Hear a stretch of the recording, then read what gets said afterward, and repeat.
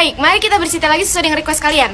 Ada yang request gak sih? Ya pokoknya anggap aja ada yang request ya. Gue mau cerita waktu masa-masa SD yang sangat-sangat tolol ini. Jadi, enggak, gue liatnya emang gue kayak masa SD gak rada-rada ya. Karena kebanyakan cerita-cerita aneh dan gak jelas itu di masa-masa SD. Waktu SD gue tuh kalau ke sekolah selalu jalan kaki ya. Karena rumah gue ke SD gue tuh gak terlalu jauh. Kalau jalan kaki tuh kayak 5 menitan. Kalau lo nanya kalau ngerayap gimana Min? Kalau ngerayap kayaknya 10 menit karena gue pernah nyoba sih. Sementara teman-teman gue ini rata-rata diantar sama emak bapaknya. Gue kan bapak gue kerja ya. Emak gue gak bisa naik motor. Jadi kayak mau nganterinnya gimana, sama-sama jalan kaki ya ngapain gitu. Mending gue sendiri. Jadi gue tuh selalu gak punya teman barengan buat jalan kaki.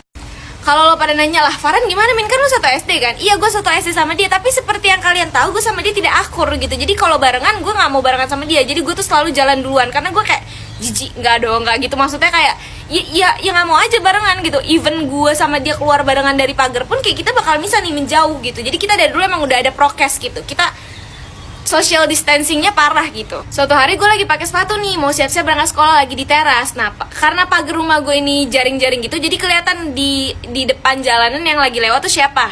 Ada temen gue lewat nih, biasanya dia diantar sama bapaknya. Ini dia tuh 1 tahun di atas gue, kakak kelas gue, namanya pakai nama samaran ya, namanya Putri aja. Nah, terus dia manggil gue lagi nunduk ke bawah, tiba-tiba gue dipanggil Pia gitu. Nah, BTW nama panggilan gue waktu SD tuh Pia. Terus gue nengok lah, terus kayak Putri, gue bilang gitu.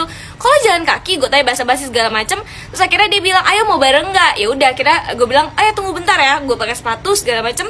Berangkatlah bareng gue sama dia nih ke sekolah. Keesokan harinya dia tuh jalan kaki terus. Jadi memang si Putri ini udah gak diantar sama bapaknya lagi. Cuma karena dulu kan gue anaknya gak kepoan ya, jadi kayak gue, oh gitu ya. Kalau sekarang mungkin gue bakal nanya-nanya gitu, emang kenapa bapak lo kok bisa sih gak mau nganterin lagi? Oh, kan lo anaknya, gimana sih kalau gitu. Kalau dulu kan gue gak kepoan, jadi gue kayak, oh ya udah kita seterusnya berangkat bareng aja.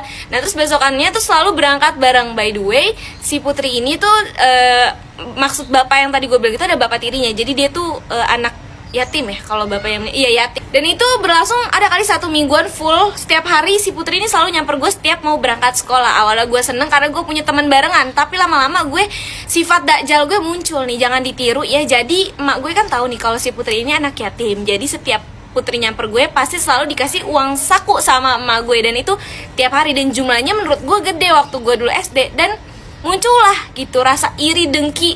Aduh, setan banget emang nih, setan suka ngegoda ya. Jadi kayak gue di situ ngerasa apa-apa nih, si Putri sengaja nih nyamper gue